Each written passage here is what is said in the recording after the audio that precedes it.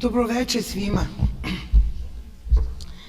Mi večeras imamo jednu priliku koja možda neće mnogo pomoći u vašem ličnom životu, jer moguće da uvek očekujemo i neki odgovor od ovakvih stručnjaka kao što je gospođa Liza Fischer.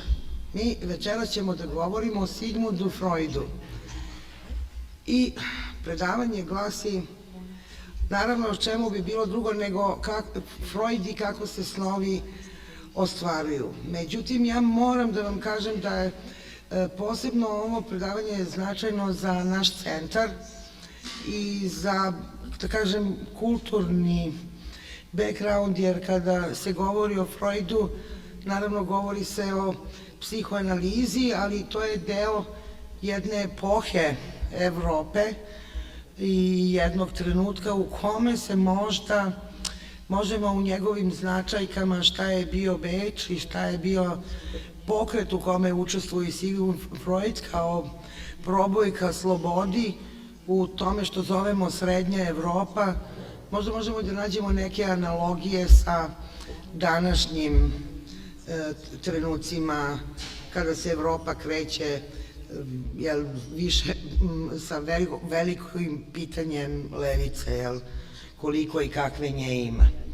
Drugo stanovište koje možda ide skupa s ovim prvim, a to je uloga žena u svemu tome, odnosno Sigmund Freud i žene, i vi znate da one na neki način, ta uloga je i uloga koja se zauzima u levom prostoru, kad je desnica na vlasti i Marie Le Pen je tu, onda su slobode se ograničavaju.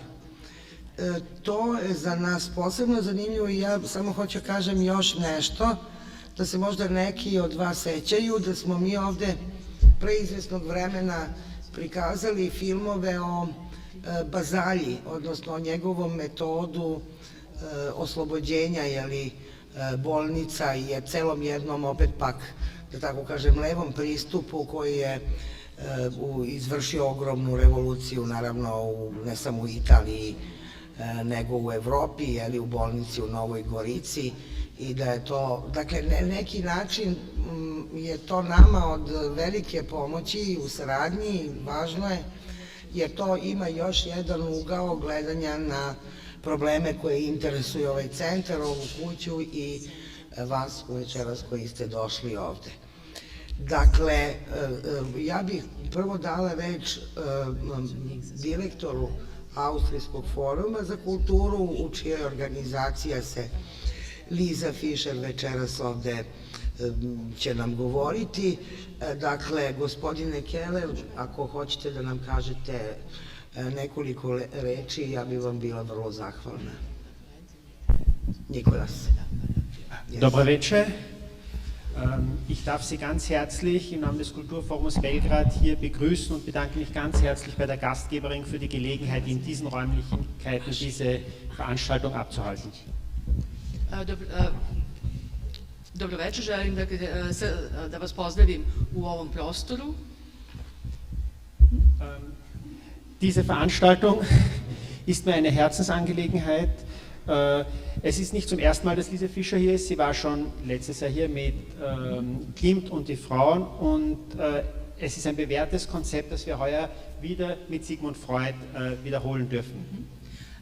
Dakle, što se tiče ove manifestacije, gospođa Liza Fischer nije prvi put ovde, ona je prošle godine takođe bila ovde, tema je bila Klimt i žene, tako da se ovo na neki način nadovezuje. Und es ist auch ein Projekt, das regional übergreifend funktioniert. Heute ist hier die Veranstaltung in Belgrad, dann geht die Reise weiter nach Mazedonien zu meinen Kollegen, dem Botschafter dort, und so wird die ganze Region in den Genuss kommen des Vortrages und sozusagen so rückt wieder zusammen, was später einmal gemeinsam in die Europäische Union kommen wird. Ovo je zapravo deo jednog regionalnog projekta. Gospođa Fischer će nakon Beograda biti u Makedoniji, tako da se na neki način time spajaju one zemlje koje će kasnije ući u Europsku uniju i postati deo Europske unije. Ich will jetzt nicht weiter aufhalten, sondern wünsche einen schönen Abend mit einem spannenden Vortrag und einer spannenden Diskussion und kann nur sagen, uživajte. Dakle, želim vam prijatno večer, želim da bude dobro, dakle i kasnije dobra diskusija i uživajte. Hvala, gospodine Fišer. Fina. Dakle, da, u pravu ste, nakon razgovora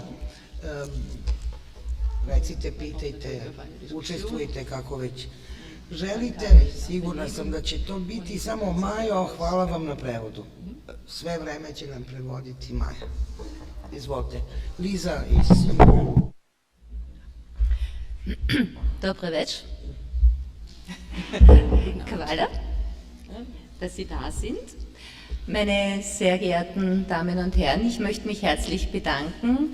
Zuerst einmal an das Österreichische Kulturforum und an die Gastgeberin hier in diesem Raum.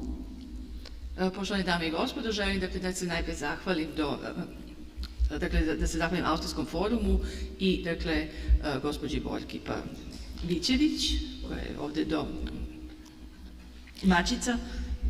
Okay. Ich lade Sie ein, mit mir eine Reise zu machen. Eine Reise in die Vergangenheit, um in der Gegenwart anzukommen und gleichzeitig dann mit mir zusammen über die Gedanken, die Zukunft neu zu gestalten. Der Anlass ist der 75. Todestag von Sigmund Freud.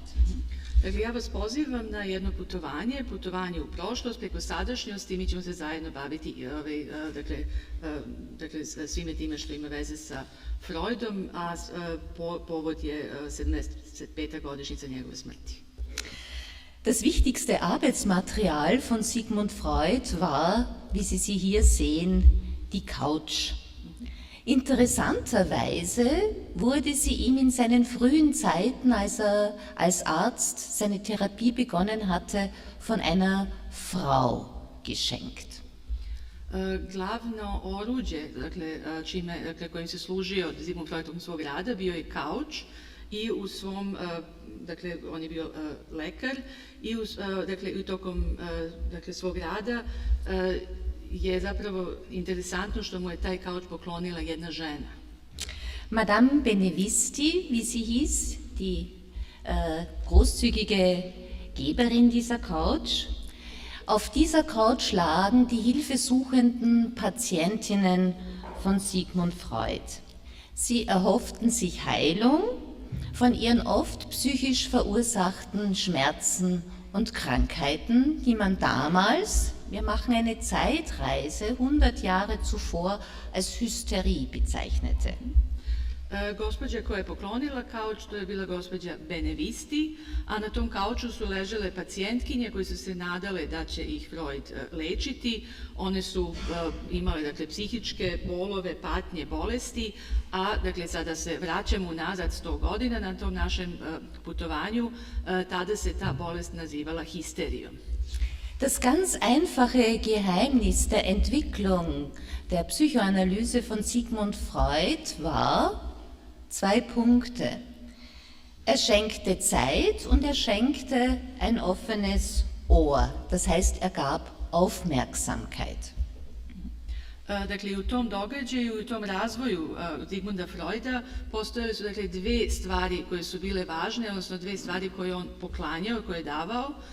Jedna je bilo vreme, a drugo je bilo otvoreno uvo, odnosno pažnja koju je posvećivao. Das war zu einer Zeit, vor 100 Jahren, etwas Besonderes, denn man hörte Frauen damals nicht zu. To je tada, dakle te 100 godina, bilo nešto zaista posebno jer nije bilo uobičajeno da se žene saslušaju. Mit gezielten Fragen, Zuhören, Aufmerksamkeit versuchte Sigmund Freud, die Geschichte seiner Patientinnen zu ergründen und damit das Unbewusste in das Bewusstsein zu holen. Dakle, tim postupkom, ciljanim pitanjima, time što je slušao šta oni imaju da kažu i time što im je posvećivao pažnju, on je, dakle, slušajući priče svojih pacijentkinja, pokušavao da dokuči šta to zapravo znači i da ono nesvesno prevede u svesno. Er erkannte, dass die Psyche bei den Krankheiten des Körpers eine wichtige Rolle spielt. I spoznao je da za bolesti tela važnu ulogu igra psiha. Ich bin Historikerin. Ich lade Sie also ein zu einer sozialhistorischen Betrachtung von Sigmund Freud und ich garantiere Ihnen, es wird interessant werden. Dakle, ja sam i istoričarka i ja vas pozivam dakle, da posmatramo Freuda kroz prizmu društvene istorije i sigurna sam da vam neće biti dosadno. Erzählen wir kurz etwas von Sigmund Freud und seiner eigenen Geschichte. Er wurde nicht in Wien geboren, sondern in Przybor. Das ist ein kleiner Ort in der heutigen Slowakei. Dakle, počet ćemo najprej sa istorijom, dakle, ličnom istorijom Sigmunda Freuda. On nije rođen i Bečlija, već je rođen u Přiboru, to je jedno malo mesto u Slovačkoj, današnjoj. Als Sigmund Freud mit seinen Eltern, er war 4 Jahre alt, nach Wien kam 1860, war Wien eine einzige Baustelle. I Sigmund Freud je imao 4 godine kada je sa roditeljima 1860. došao u Beč, a Beč je tada bilo gradilište. Sie sehen auf diesem Bild kleine Bäume, Sie sehen das Parlament, die Universität, das Burgtheater, das noch im Bau ist, und Sie sehen, dort, wo früher die Stadtmauern waren, wurde eine Straße gebaut, die berühmte Ringstraße. Dakle, šta vidite na ovoj slici? Vidite parlament, Burgtheater, univerzitet. Burgtheater je tada se još tek gradio. Vidite malo drveće i na mestu nekadašnjih zidina se gradila ulica, to je dakle, ono što se danas naziva Ringstraße. In diesem kleinen Ort in der Slowakei, wo Sigmund Freuds Vater Wollhändler war, gab es nicht viele Chancen. Man versuchte auch, wie viele andere, er war kein Einzelfall, nach Wien zu kommen, um dort einen sozialen Aufstieg zu machen. Dakle, u tom malom mestu u Přiboru, otac Sigmunda Freuda je bio trgovac vunom i tamo nije bilo mnogo perspektiva, dakle bilo koje vrste, i on nije bio jedini koji je pokušavajući dakle, da uradi nešto više od svog života došao u Beč. Davon träumte man. Man träumte als Arbeitsmigrant, das ist der heutige Begriff dazu, auch schon um 1900, um 1860, 1870 von einer Verbesserung der eigenen wirtschaftlichen Verhältnisse. Dakle, to je bio taj san da se popravi sopstvena ekonomska situacija. Danas je to neka vrsta migracije, ekonomske emigracije. Dakle, i to je i tada već postalo 1860. 70. i narednih godina. Um diesen Ring baute man also neue repräsentative Architekturen. Wien war die Metropole der Habsburger Monarchie, über 50.000 Einwohner und Einwohnerinnen, und diese Metropole befand sich in einem wirtschaftlichen und sozialen Umbruch. Dakle, oko tog ringa su se gradile reprezentativne građevine, to je bilo naravno prestonica Habsburškog carstva. Wie viele Einwohner waren? 150? Moment, nein, ich sag's noch. Ich hab's noch nicht gesagt. I, dakle, u svakom slučaju je to bio centar i društvenog života i privrede.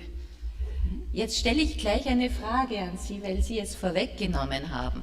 1880 war Wien eine kleine Stadt. 1910 war es eine Metropole. Wie viele Einwohner und Einwohnerinnen schätzen Sie, hatte Wien 1880 und wie viel hatte es 1910? Dakle, postavit ću vam pitanje, jer sam ja postavila pitanje, dakle, ja sam prosto mislila da je spomenula broj stanovnika, a nije, nego je to sad pitanje upućeno vama. 1880. šta mislite koliko je Beč imao stanovnika? Tada je Beč bio gradić ili mali grad, a dok je 1910. on bio metropola. Dakle, šta mislite koliko je stanovnika Beč imao 1880. godine? At what time? 80, 30. No, it was a little bit more. A little bit. No, it's difficult because we really make a huge jump into history. Dakle, skok pravimo sad zaista jedan ogroman skok kroz istoriju. 1880 hatte Wien 800.000 Einwohner und Einwohnerinnen. Dakle, 800.000 stanovnika i Beč je imao 1880. godine. Keine Weltstadt. Keine Weltstadt. Dakle, to nije bio svetski grad, to nije bila metropola. Eine Generation später, 30 Jahre, 1910, hatte Wien 2 Millionen Einwohner und Einwohnerinnen. I samo jednu generaciju kasnije, dakle 30 godina kasnije, Beč je imao 2 miliona stanovnika. Das müssen Sie sich vorstellen. Das war eine Bevölkerungsexplosion. Das bedeutete für eine kleine Stadt eine massive Veränderung im sozialen, im wirtschaftlichen, im architektonischen Bereich.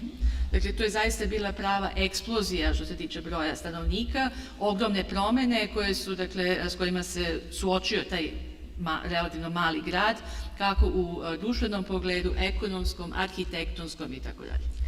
Die sogenannten Migranten und Migrantinnen kamen aus allen Teilen der Monarchie.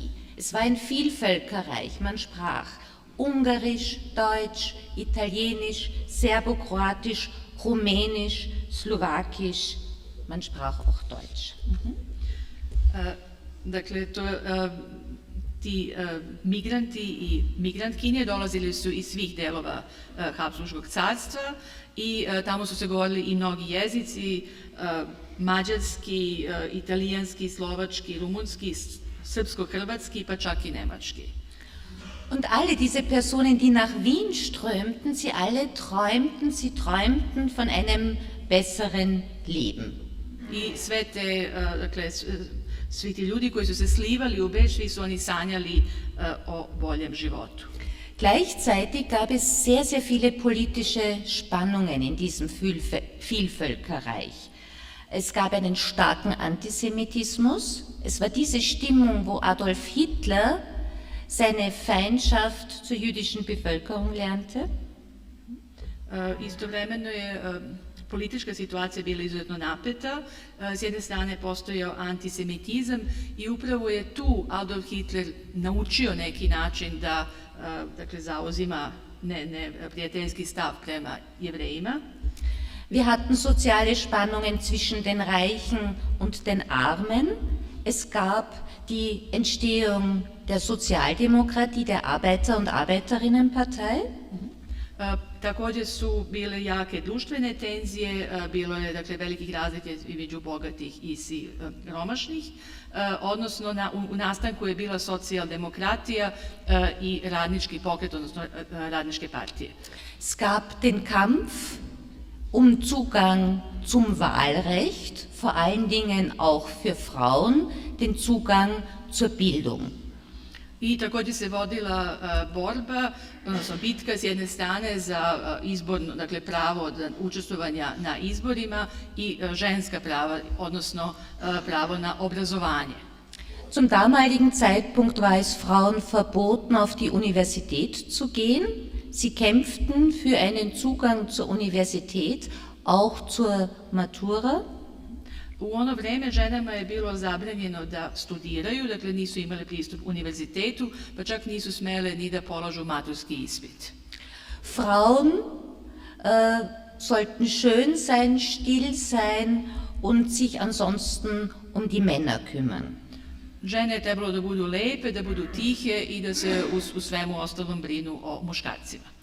Also Sie können sich schon vorstellen, politische Spannungen, soziale Spannungen, neben den großen Palais gab es die Mietshäuser, wo Menschen unter ganz armen Verhältnissen lebten. Die Zeit war nervös geworden.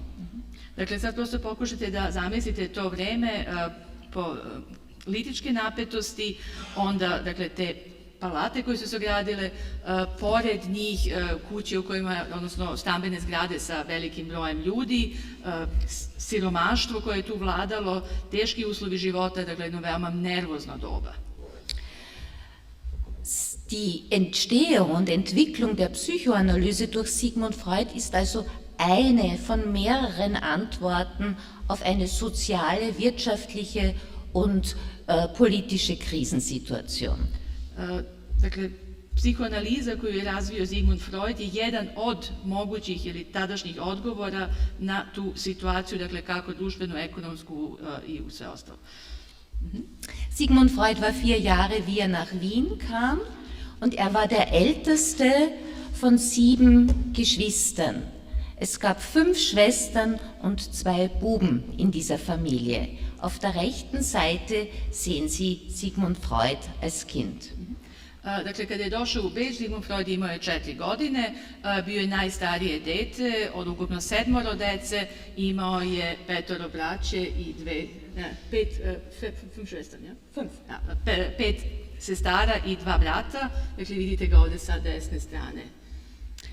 Und wie das in diesen Familien damals war, die Mädchen wurden benachteiligt, der Bub, der älteste Sohn, war der Hoffnungsträger der Familie. I kao što je to bio običaj u tadašnjim porodicama, dakle ženska deca su bila u jednom lošijem položaju, a naravno da on kao sin i kao najstariji je bio, dakle, nada porodice. Schon die Mutter, Amalie Freud, hat Sigmund bevorzugt behandelt.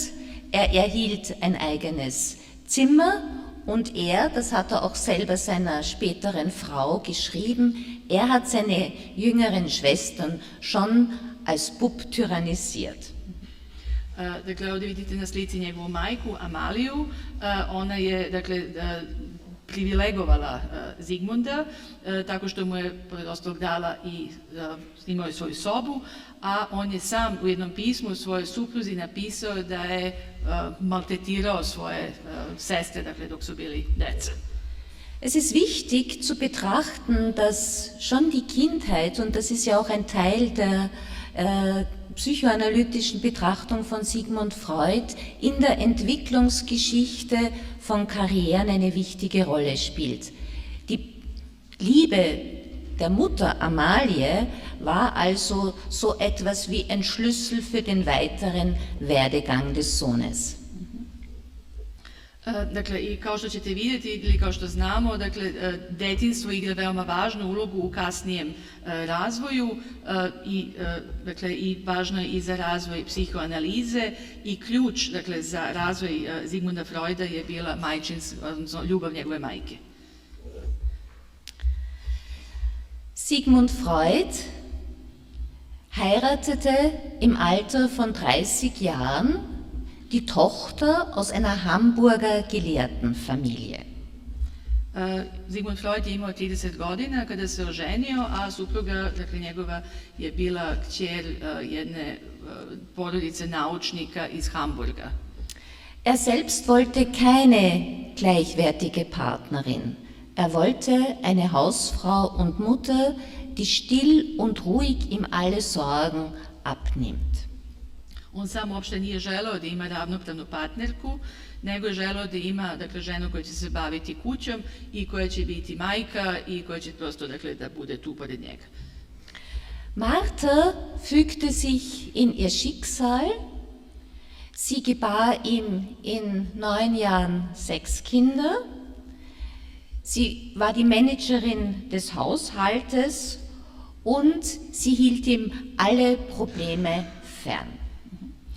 Dakle, Marta je prihvatila tu sudbinu, za 9 godina braka rodila je 6 dece, bila je menadžerka tog domaćinstva i zapravo je sve probleme držala podalje od njega.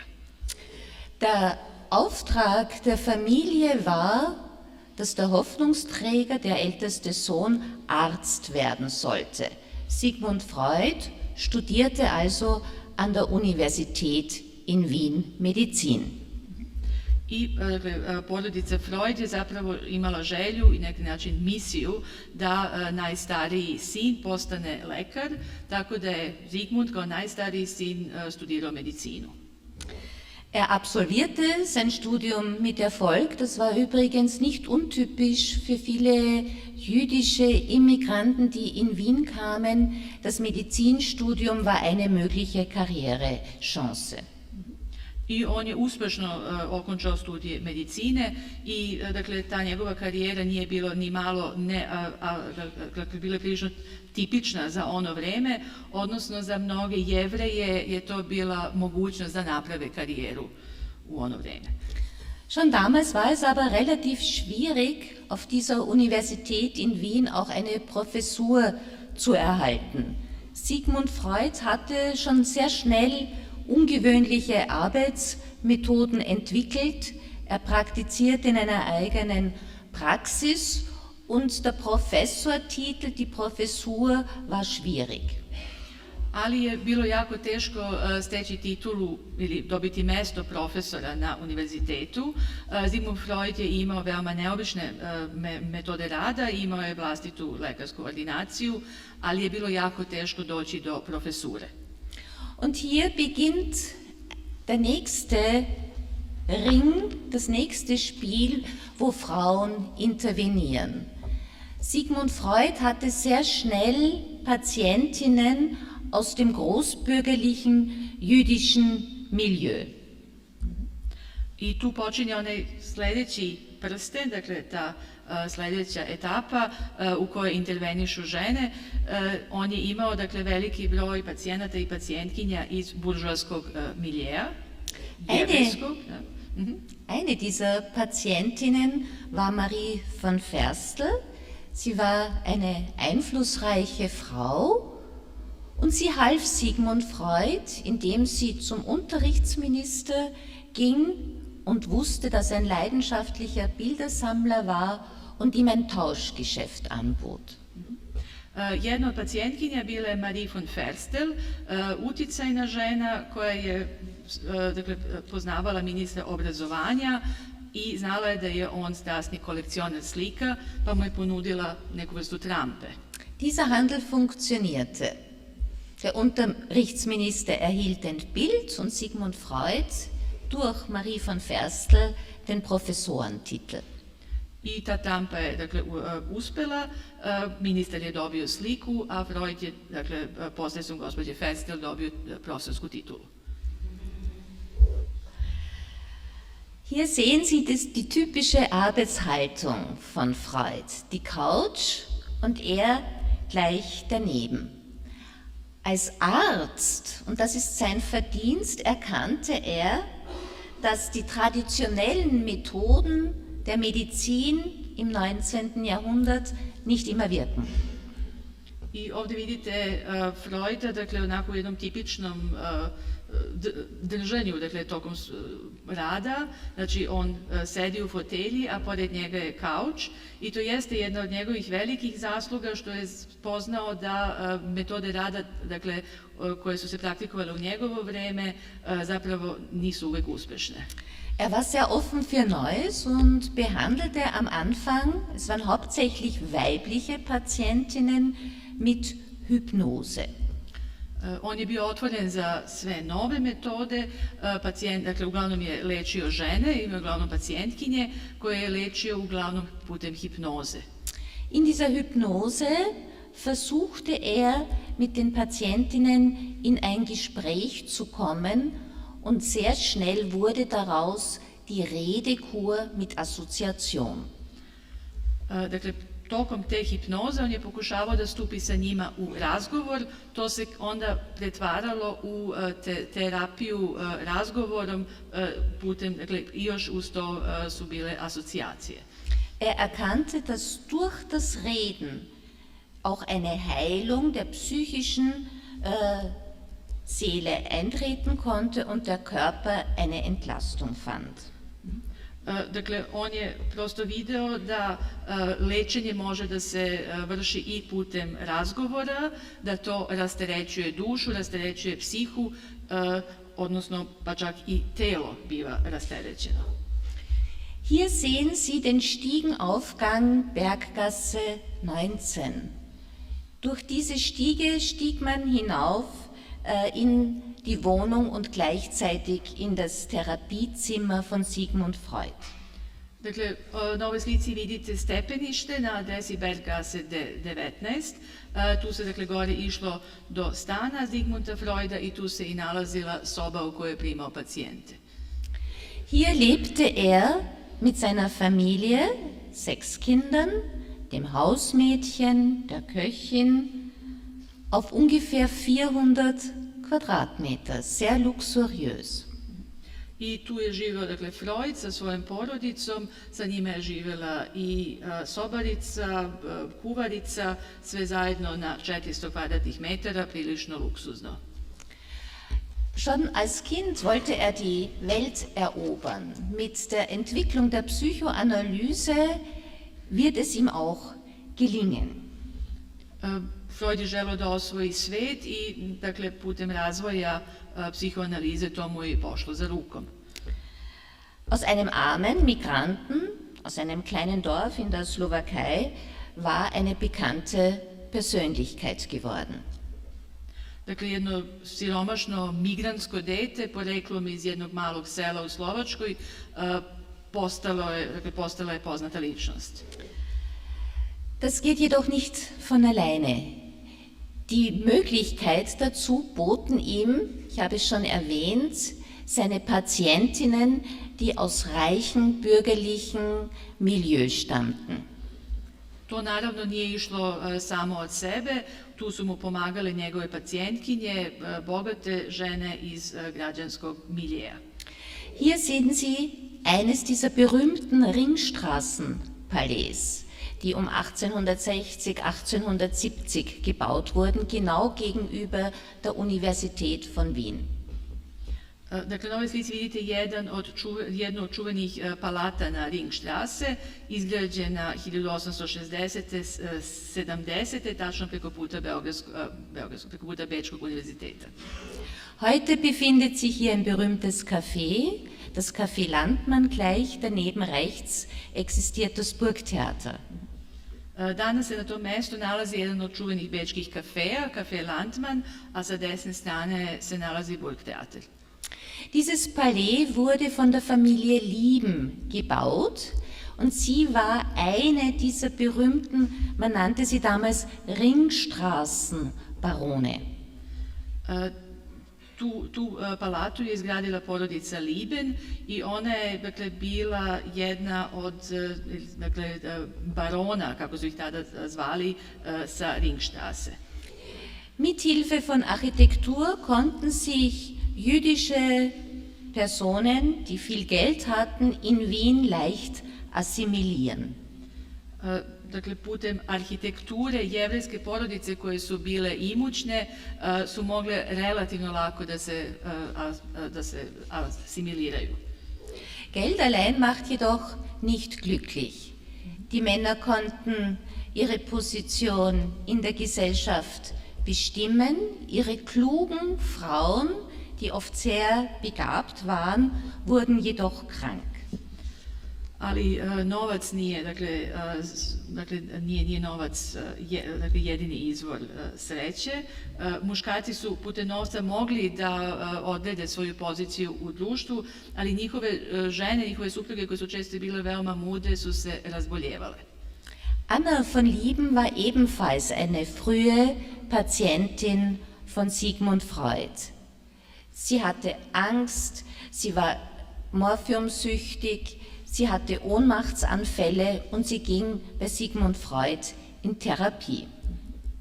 Anna von Lieben je jedna od tih ranih pacijentkinja Sigmunda Freuda. Ona je bila zavisna od morfijuma, imala je napade nesvestice i dakle, lečila se kod Sigmunda Freuda.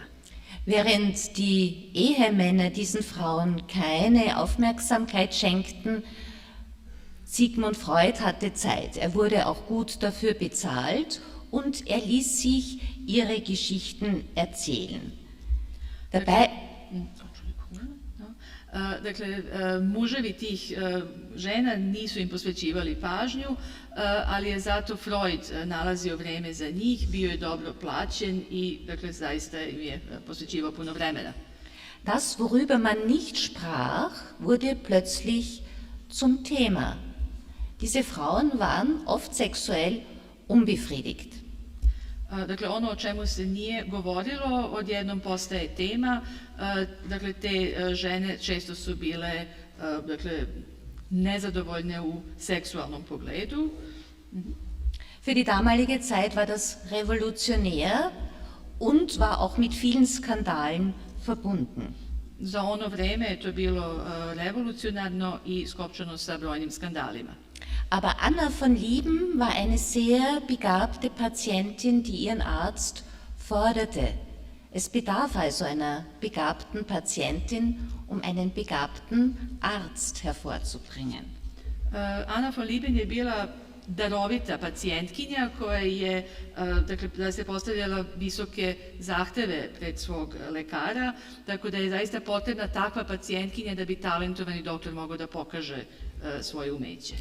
Es waren also diese klugen Patientinnen, die viel Geld hatten, die unglücklich waren, mit denen zusammen, und das ist ganz, ganz wichtig, das möchte ich hervorheben, Sigmund Freud seine Methodik der Psychoanalyse erst entwickelt hat. Dakle, u pitanju su bile upravo ove mudre pacijentkinje koje su imale puno para, koje su bile nesrećne, koje su zajedno, i to je zaista jako važno da se naglasi, dakle, Sigmund Freud je zajedno sa njima, sa svojim pacijentkinjama, razvio ovu metodiku psihoanalize. Es gab Versuch und Irrtum. Naravno, tu je bilo i pokušaja i promašaja, trial and error, što bi danas rekli. Gleichzeitig publizierte er jedoch seine Fallgeschichten. Sigmund Freud je istovremeno objavljivao te svoje istorije, slučaje ili priče o svojim pacijentima. Ein wichtiger Baustein in dieser Entwicklungsgeschichte beinhaltet nicht nur das private Gespräch, sondern daraus eine Methode zu entwickeln. I važan element svega toga je da se tu, dakle, nije samo priča, odnosno ili prenošenje privatnog razgovora, nego upravo nastojanje da se iz toga razvije metod. Diese Methode bestand aus der Redekur. Übrigens, dieser Titel wurde von einer Patientin gegeben, mit freier Assoziation, liegend auf der Couch. Dakle, taj metod se sastoji od terapije razgovorom. Taj termin, dakle na nemačkom Redekur, upravo potiče od jedne pacijentkinje, zatim slobodne asocijacije i položaj, dakle, tela je ležeći na kauču. Schon vor dem Ersten Weltkrieg war es Sigmund Freud gelungen, eine große Patientinnenschar um sich zu sammeln. Dakle, već prije Prvog svjetskog rata Freudu je pošlo za rukom da ima veliki broj pacijentkinja. Nach dem Ersten Weltkrieg, also in den 20er Jahren, aber wurde die Methode der Psychoanalyse internationalisiert. Nakon Prvog svjetskog rata, dakle tokom 20. godina, metod psihoanalize je postao međunarodno prihvaćen. Sein Ruf ging in die Welt. Man kam von Amerika, man kam von Paris, man kam von vielen Ländern, wenn man genug Geld hatte, um sich bei Sigmund Freud therapieren zu lassen. Freud je, dakle, stekao svetski ugled i pacijenti su dolazili iz svih delova sveta, iz Amerike, iz Pariza, odakle god, samo, dakle, ako su imali dovoljno para da bi mogli, dakle, da bi dr. Freud mogao da ih leči. Eine griechische Prinzessin Marie Bonaparte, die wir hier sehen, war ein wichtiger Baustein zur Internationalisierung der Psychoanalyse. Jedna od pacijentkinja je bila grčka princeza Marie Bonaparte i ona je bila važan element, dakle, u tom međunarodnom ugledu koji je Freud stekao. Auch sie wurde eine Patientin, dann aber selbst Therapeutin und Mäzenin von Sigmund Freud. Dakle, ona je najprije bila pacijentkinja, kasnije postaje terapeutkinja i mecena, dakle Freudova.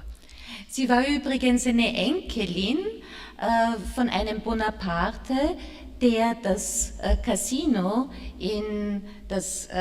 Monte Carlo aufgebaut hatte, also Geld war genug vorhanden und dieses Geld investierte sie, um die psychoanalytische Vereinigung in Wien zu unterstützen und in Paris aufzubauen. Marie Bonaparte je bila unuka jednog od Bonaparta koji je poznat kao graditelj kazina u Monte Carlu, dakle imala je dovoljno novca i taj novac je investirala da bi razvila psihoanalizu, odnosno društvo koje se bavilo razvojem psihoanalize u Beču i da bi osnovala isto tako društvo u Parizu. Nicht zuletzt, und das ist auch wieder psychologisch interessant, schenkte sie ihm eine Vase und in dieser Vase ruht die Asche von Sigmund Freud, nachdem er 1939 in London gestorben war. I ne na posljednjem mjestu, ali je interesantno, ona mu je poklonila ovu vazu i to je možda i važno sa psihološkog stanovišta ili indikativno, u toj vazi se čuva pepeo Sigmunda Freuda koji je 1939. preminuo u Londonu. Marie Bonaparte hat zusammen mit einer anderen Frau, Margarete Stonborough-Wittgenstein, der Schwester von Ludwig Wittgenstein, dem Philosophen, es ermöglicht, dass Sigmund Freud mit Teilen seiner Familie nach London fliehen konnte. Marie Bonaparte je zajedno sa sestrom filozofa Ludviga Wittgensteina pomogla Sigmundu Freudu i njegovoj porodici da pobegnu u London tokom 30. godine. Eine andere wichtige Patientin von Sigmund Freud war Bertha Pappenheim. Sie ist als Anna O. in seinen Studien über Hysterie bekannt geworden. Još jedna poznata pacijentkinja Sigmunda Freuda je bila Bertha Pappenheim, poznata također kao Anna O., dakle koju on pominje u svojim studijama o histeriji. Sie war diejenige, die das Gespräch, das sie mit Sigmund Freud führte, als Redekur bezeichnet hat. Sie litt an zahlreichen Symptomen, hatte Ohnmachtsanfälle, Angstzustände, konnte oft nicht sprechen und wurde zu Sigmund Freud in Therapie geschickt. Dakle, upravo od nje potiče ovaj pojam redekur, dakle, terapije razgovorom. Ona je bolovala od brojnih simptoma kao što su napadi nesvestice, anksioznost, nekada nije bilo u stanju da govori i bila je pacijentkinja. Wie erfolgreich die Therapie von Sigmund Freud war, das wissen wir nicht genau. Aber was wir feststellen können, ist, dass sie viele ihrer Symptome verloren hat, nachdem sie Wien verlassen hat und nach Frankfurt ging. Mi zapravo danas ne znamo ili nije poznato koliko je zaista bila uspešna terapija kod Sigmunda Freuda. Ono što je izvesno to je da su se brojni njeni simptomi izgubili nakon što je napustila Beč i otišla u Frankfurt. Hier hat sie ein Heim für Mädchen gegründet, hat sich gegen den Frauenhandel eingesetzt und hat Mary Wollstonecraft übersetzt, die Verteidigung der Rechte der Frau. Dakle, u Frankfurtu je ona osnovala dom za devojke, borila se protiv trgovine ženama i između ostalog prevela je i jedno delo posvećeno odbrani ženskih prava. Wir sehen also an dieser Geschichte auch, dass vielleicht das beste Medikament gegen Krankheit und psychische Symptome für Frauen, und das betone ich, für Frauen möglicherweise berufliche Aktivität ist, gesellschaftliche Anerkennung und weibliches Selbstbewusstsein. Dakle, i po ovome možemo da vidimo da je jedan od najefikasnijih lekova protiv bolesti i protiv drugih simptoma za žene, i to je posebno važno, su aktivnost na profesionalnom planu, društvena afirmacija i samopouzdanje, dakle, koje žena ima. Die Psychoanalyse kann man in der Entwicklungsgeschichte als Experiment bezeichnen. Sie wurde von Sigmund Freud entwickelt, aber nicht alleine, sondern nur in Kooperation mit sehr klugen Patientinnen. Man kann sie also als Resultat einer Teamarbeit bezeichnen. Dakle, psihoanaliza jeste jedna vrsta eksperimenta koju je razvio Sigmund Freud, ali ne sasvim sam, nego u saradnji sa mudrim ženama, sa pacijentkinjama i danas bi se to moglo nazvati timskim radom. Allerdings wollte Sigmund Freud mit seinem Konquistatoren-Temperament, wie er es nannte, alleine berühmt werden und hat diesen Anteil von den Frauen unterschlagen. Mein Versuch ist es, ihnen wieder einen Namen zu geben und diese Komplexität ihnen vor Augen zu halten. Sigmund Freud, kako je sam govorio, imao je temperament konkvistadora i zapravo je on želeo da sam, dakle bez ičijeg udela, uživa u svojoj slavi, pa je prećutao, odnosno dakle nije spominjao imena ovih žena. Moja želja je upravo da im ponovo vratim to ime i da ponovo ukažem na to, dakle, koliko su one dale važan doprinos. Eine ganz wichtige Person im Umfeld von Freud war seine Tochter Anna. Sie wurde die Kronprinzessin und sie sollte auch das Erbe ihres Vaters weiterführen. Interessanterweise hat auch er sie in Therapie genommen. Das wäre heute absolut unmöglich, denn wenn es persönliche Kontakte gibt, so ist das ein Widerspruch zum therapeutischen Setting. Još jedna važna osoba u životu, dakle i radu Sigmunda Freuda, bila je Ana, njegova kćerka, takozvana prestolonaslednica, i ona je zapravo trebalo da nastavi njegovu zaostavštinu. Ono što je danas interesantno je da je također i ona bila pacijentkinja njegova. Danas bi to bilo potpuno nemoguće, jer ukoliko postoji bilo kakav lični odnos između terapeuta i pacijenta, to prosto ruši, dakle, neke osnovne postavke psihoanalize. Anna widmete ihr ganzes Leben der Psychoanalyse. Ihre Spezialisierung war die Kindertherapie und die Verwaltung des Erbes und des Nachlasses ihres Vaters.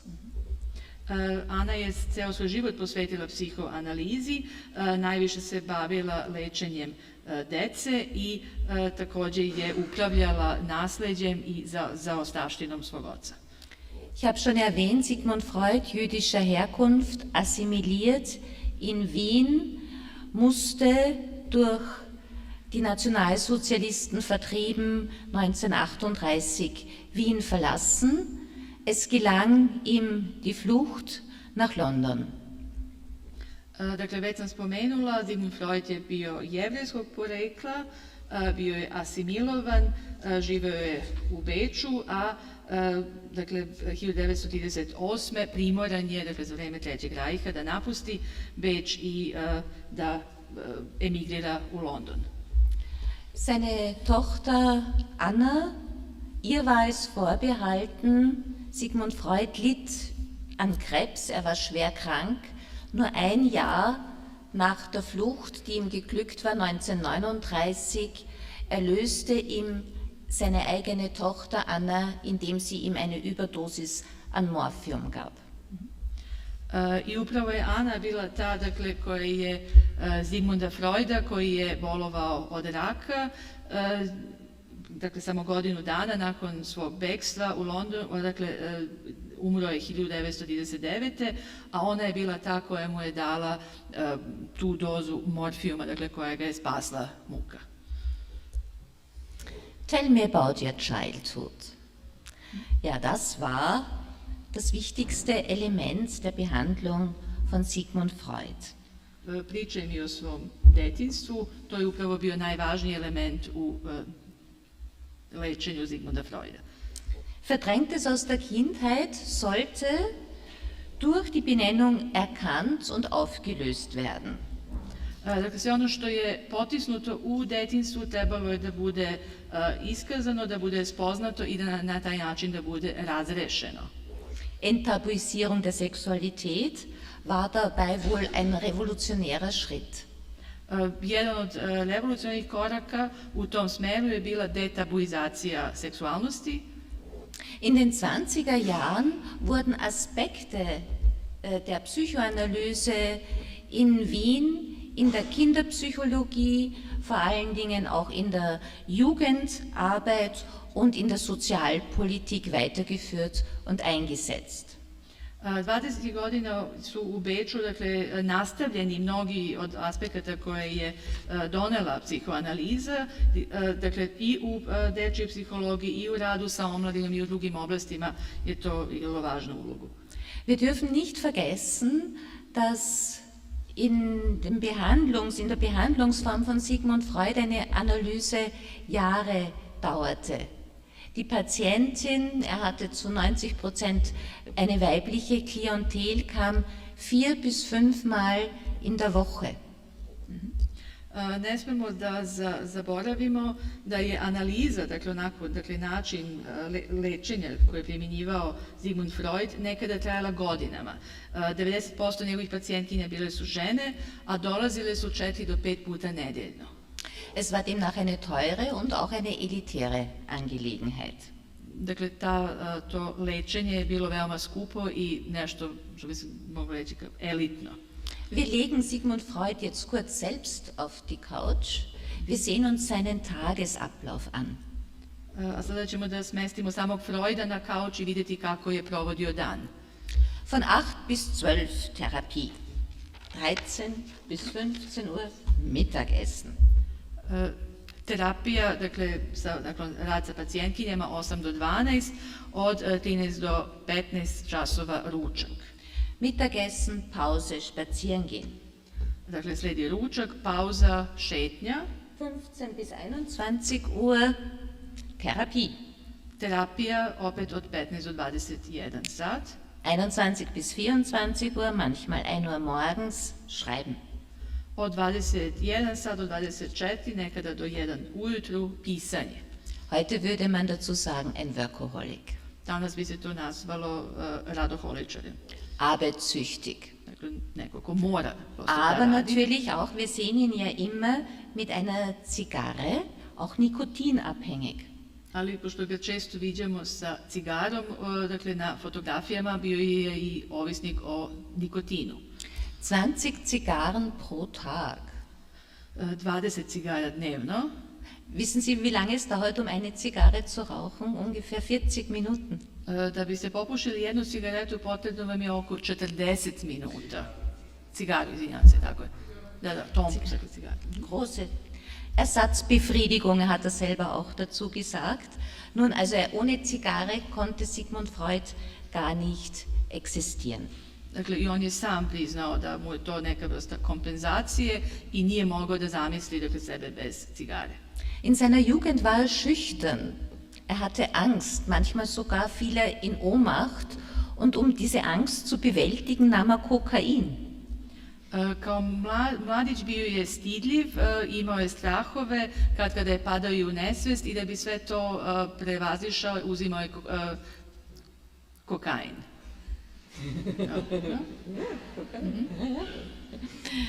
Er hatte Kopfweh, Migräne, Depressionen, Verstopfung, Rheuma. Dakle, bolovo je od glavobolje, migrene, depresije, obstipacije ili zatvora, reume. Ja, und ab 1923, das hängt mit dem Zigarrenrauchen zusammen, Kieferkrebs. Dakle, i od 1923. i to je upravo i uzrokovano dakle, pušenjem cigara, imao je dakle, bolovo od raka vilice. Seine Tochter Anna musste ihm eine Prothese einsetzen und fungierte ab 1925 als sein Sprachrohr. Dakle, njegova ćerka Ana morala je dakle, da mu stavlja protezu, a od 1925. je zapravo govorila umjesto njega.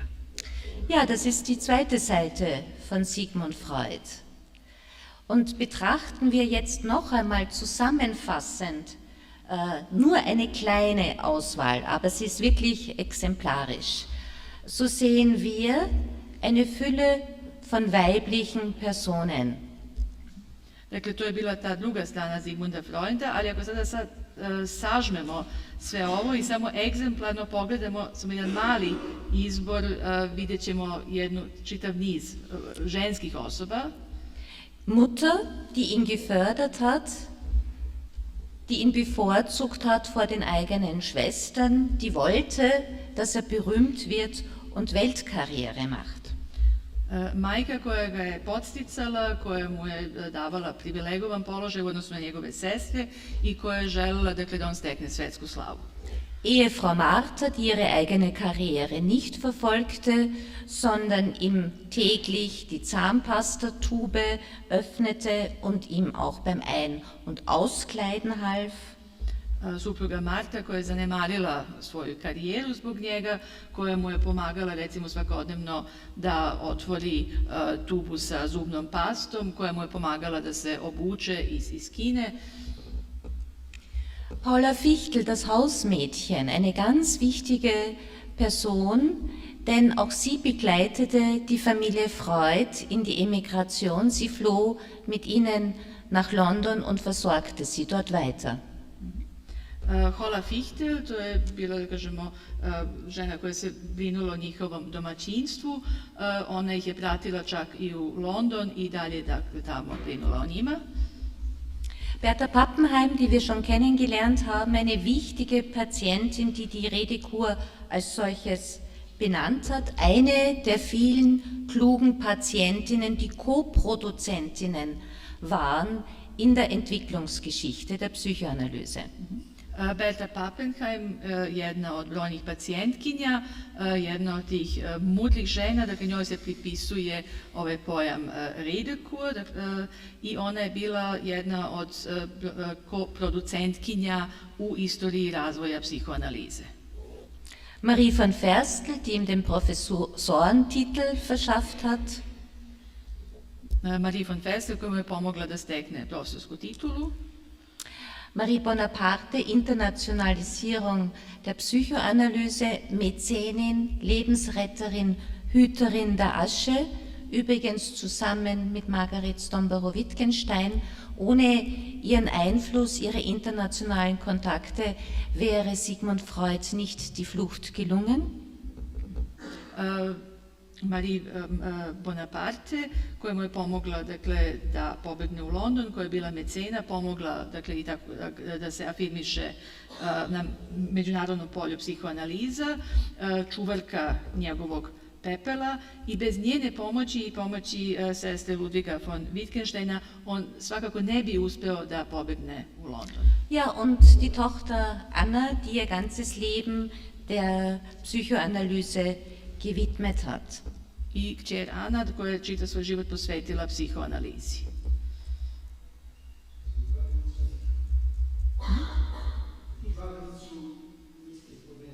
Koga? Gab es eine Geliebte? Sie haben keine Geliebte erwähnt. Von Anna? Geliebte von Freud. Von Freud? Nein. Nein, es gab keine, die Zigarre. Nije Die postojala. Zigarre. Ljubavnica. Zigarre war die Ersatzgeliebte. Cigara je bila zapravo Seine Liebe, kompenzacija. er sprach ja auch immer von der Sublimierung. Also das heißt, die Sublimierung hat bei ihm auch selbst stattgefunden. Dakle, on je uvijek govorio o sublimaciji i to se, dakle, njemu samom događalo. Ja, was ist das Fazit, wenn wir uns diese Couch jetzt betrachten? Šta je zaključak ako posmatramo sad ovaj kauč? Männerkarrieren, so wie wir sie an Sigmund Freud, ist kein Einzelfall. Wir können, wenn wir genauer andere Geschichten analysieren, sehr ähnliche Prinzipien in der Vergangenheit und auch noch sehr oft in der Gegenwart feststellen. Männerkarrieren beruhen auf der Unterstützung von Frauen. Dakle, karijera Sigmunda Freuda je jedna od brojnih sličnih muških karijera i ako posmatramo te karijere i u prošlosti i danas, dakle, možemo da uočimo neka načela na kojima ona počivaju, odnosno možemo da zaključimo da muške karijere često nisu moguće bez podrške sa ženske strane. Wenn wir das System austauschen und eine Frau in den Mittelpunkt geben und ein Unterstützungsteam von Männern rundherum setzen würden, dann hätten wir wahrscheinlich lauter Nobelpreisträgerinnen.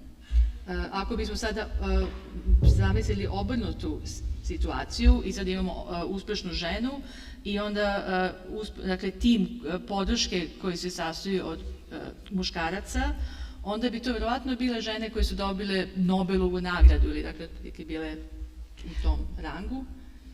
Aber wir können ja sehr viel aus diesen Geschichten lernen. Wenn Frauen Karriere machen wollen, so müssen sie die Kraft für sich selbst einsetzen und dürfen sie nicht dem Ruhm eines Mannes opfern.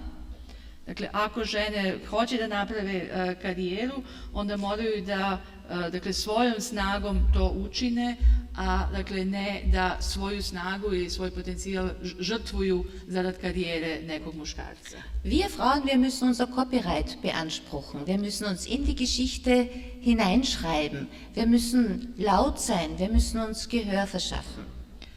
Dakle, mi žene moramo da se izborimo za svoje autorska prava, moramo da upišemo sebe u svoju istoriju, moramo da budemo glasne i moramo da nađemo načina da nas čuju.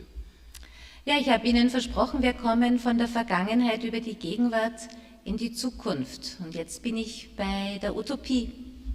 I kao što sam obećala, dakle, mi smo preko prošlosti, sadašnjosti, dakle, sada smo stigli do utopije. In Österreich bekamen die Frauen das Wahlrecht nach dem Zusammenbruch der Donaumonarchie, das heißt nach dem Ersten Weltkrieg, erst 1918. U Austriji su žene pravo glasa dobile tek nakon sloma Habsburškog carstva, odnosno tek 1918. godine. Wir üben also noch immer an der Demokratie. Dakle, mi se i dalje vežbamo u demokratiji. Und ich bin fest davon überzeugt, dass Demokratie nur dann funktionieren kann im 21. 22. Jahrhundert, wenn sie als Geschlechterdemokratie verstanden wird. I ja sam ubeđena da demokratija u 21. ili 22. veku može da funkcioniše samo ako je shvatimo kao demokratiju polova. Gleichberechtigte Partner und Partnerinnen schaffen gemeinsam Kollektivwerke, bei denen es weder Helden noch Genies noch Heroen gibt, sondern respektvoll agierende Männer und Frauen.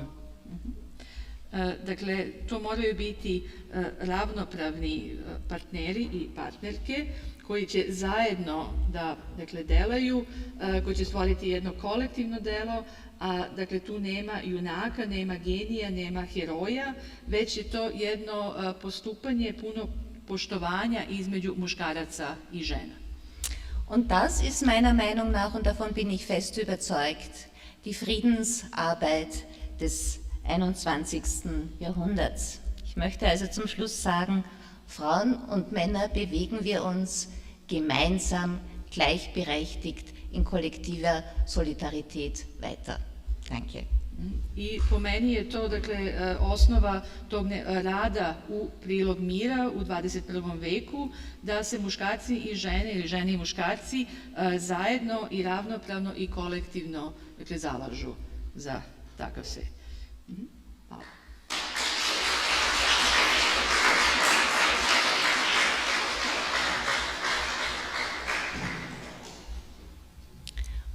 Und natürlich können wir jetzt gerne in einen Diskurs, Dialog, Disput eintreten. A sada bi bilo lepo ako bismo vodili, dakle, diskurs, dijalog, raspravu, debatu.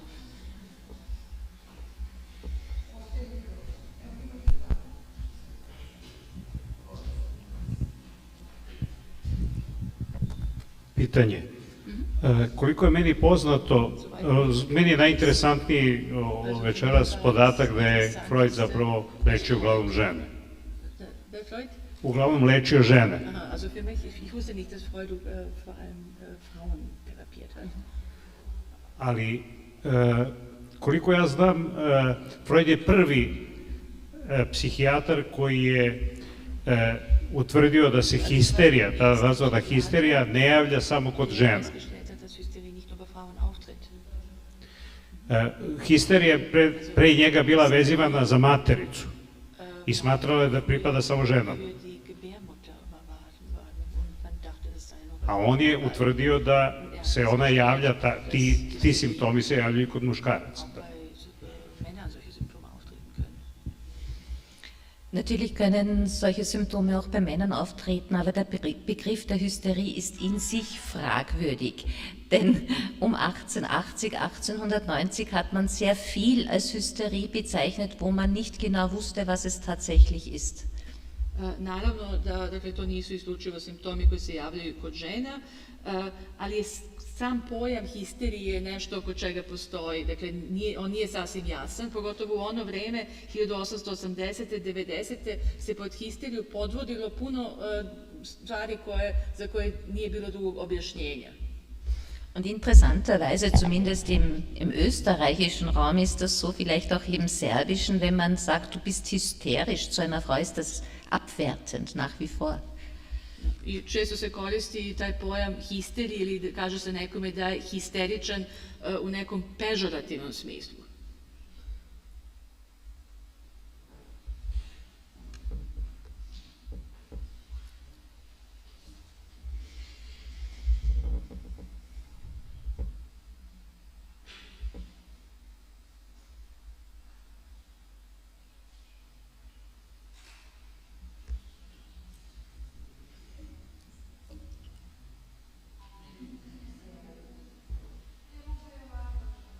Ali ne znam da ćemo vas čuti.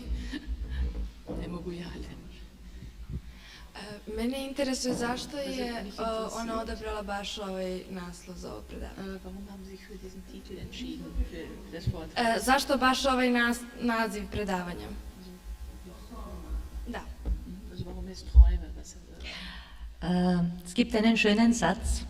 Träume sind die ersten Schritte in die Wirklichkeit. Ich spiele mit einem Begriff. Traumdeutung von Sigmund Freud war ja in seiner Theorie sehr wichtig, aber ich nehme diesen Traumbegriff schon für uns mit herüber, denn ja, auch wir können träumen und aus diesen Träumen Wirklichkeiten gestalten. Es ist also eine Einladung zur Aktivität. Pa kaže se često da je zapravo san prvi korak ka realnosti ili u realnost i onda se ja poigravam zapravo tim pojmom. Naravno da je Sigmund Freud bio značajan i bavio se tumačenjem snova, ali ovdje su snovi dakle, neka vrsta oblikovanja stvarnosti, odnosno poziv na aktivnost. U tom smislu ih treba shvatiti.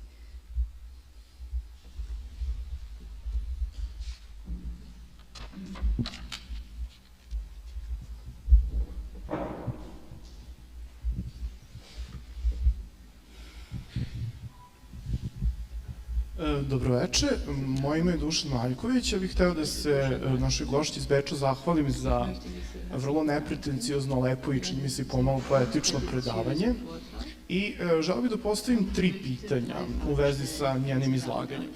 Prvo pitanje se odnosi na pomenutog Ludviga Wittgensteina,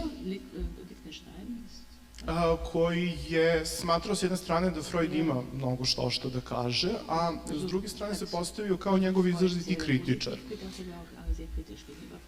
I jedna od centralnih Wittgensteinovih kritika glasi otprilike ovako. Kod Freuda imamo pri tumačenju snova tri bazične komponente. Prva je latentna misao, druga je rad sna i treći je manifestni san.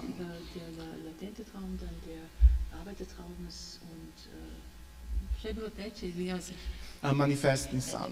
Manifeste. Ja? Rad snova na neki način kvari ovu latentnu misao i proizvodi ovaj manifestni san, a Wittgenstein se pita na koji način Freud uvek dolazi do jedne i samo jedne navodno precizne latentne misli sna. Zašto neka druga misao, treća, četvrta i tako dalje ne bi mogla takođe da proizvede isti san?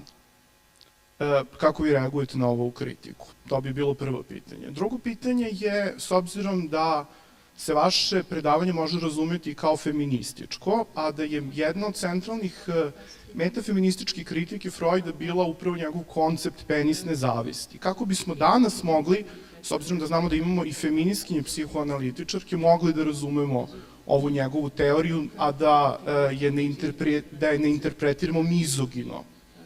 To bi bilo drugo pitanje.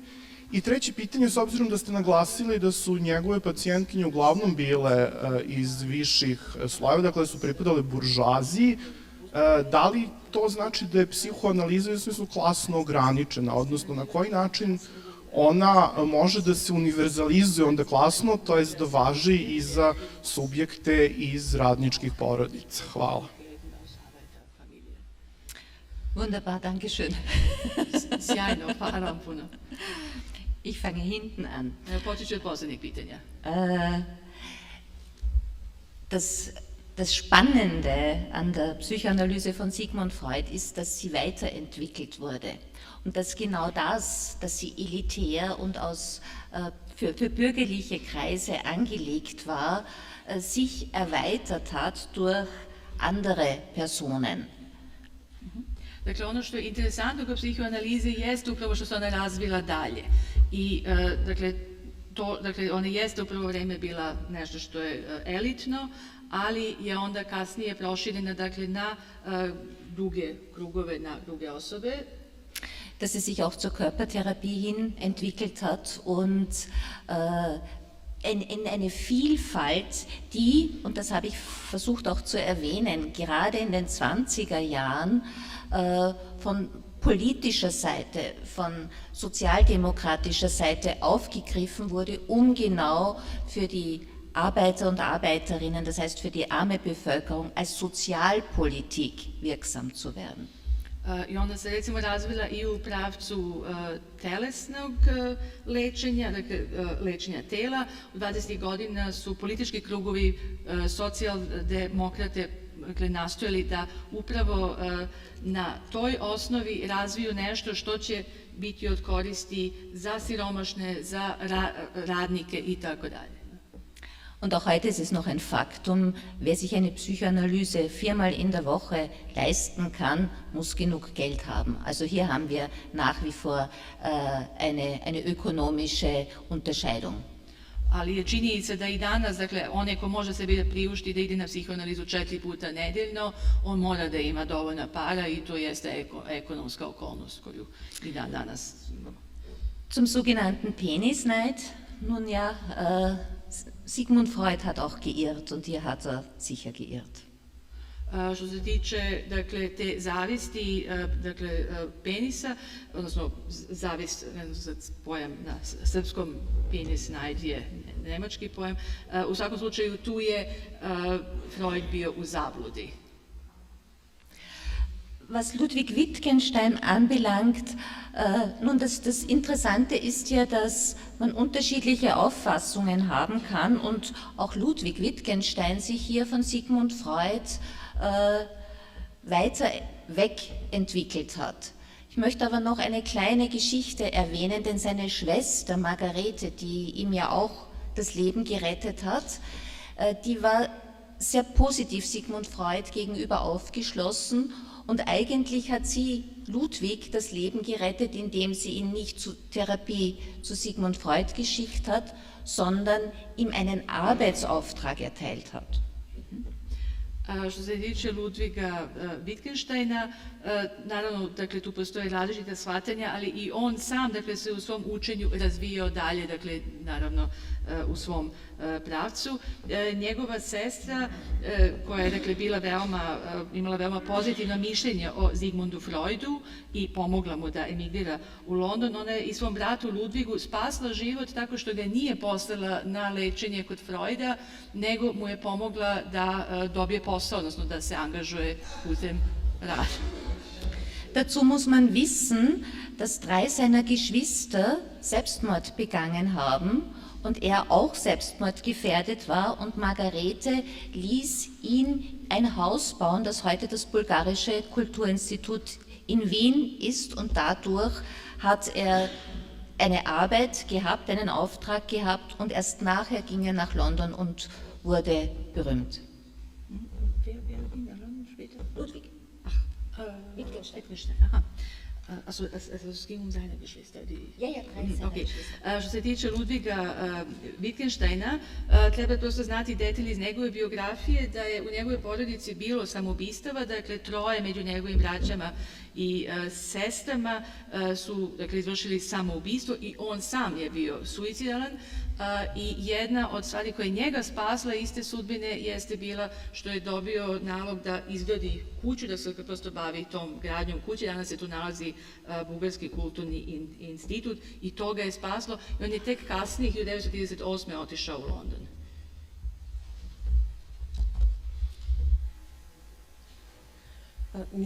Niste pomenuli Lu Salome.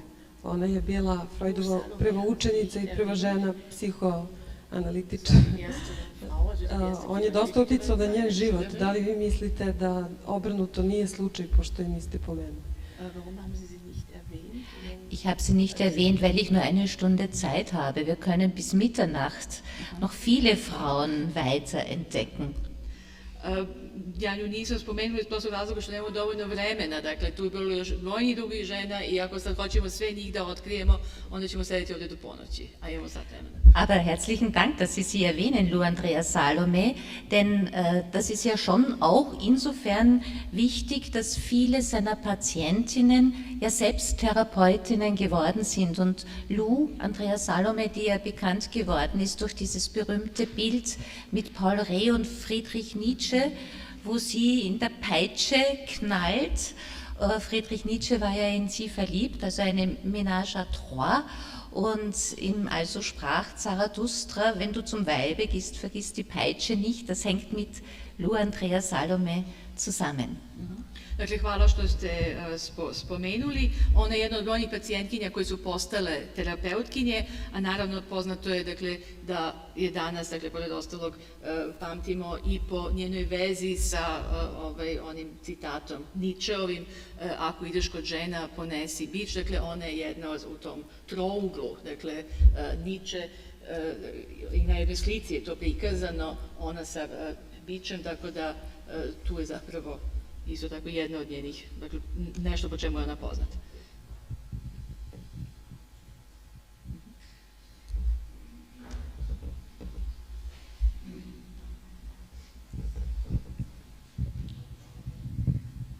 Htio sam reći, da pitam da ne samo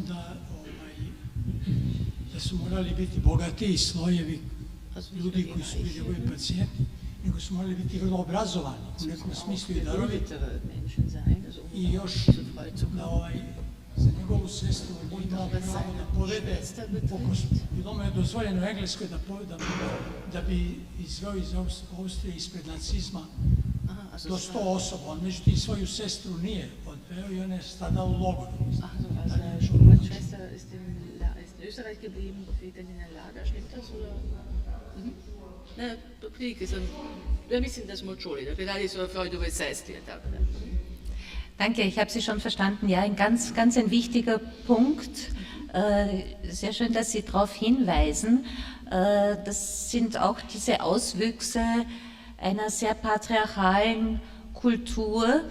Sigmund Freud hatte 5 Schwestern und 3 von ihnen sind nicht mit in die Emigration gegangen, sind nicht geflohen und wurden dann von den Nationalsozialisten ermordet. Hätte man sich um sie genauso gekümmert wie um Sigmund Freud, dann hätten sie sicher auch überlebt. Hvala što ste spomenuli, ovo je zaista isto tako vrlo važno, dakle, u ovom celom kontekstu, ali to jeste, dakle, nešto što je posljedica patrijarhalne kulture, dakle, kao jedna devijacija toga. Od 5 sestara Freudovih, 3 nisu pobegle ili nisu emigrirale za London i sve 3 su ubijene, dakle, tokom Trećeg rajha. Da se o njima povela briga kao što je to bio slučaj sa Freudom, onda svakako bi preživele to vreme.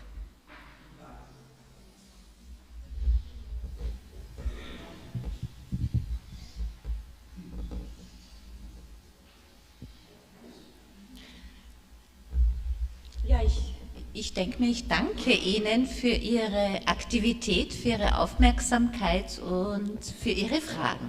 Sie kriegen einen Applaus von mir. Hvala na pažnji, na aktivnosti i na pitanjima. Dakle, pa, stoga i aplauz upućen vama. Ja gut, ich habe da manchmal so Ups and Downs, aber das ist ein bisschen das Licht und bis ich dann, aber wenn ich drin bin, dann ist es okay. Das war super, also ihrerseits war es okay.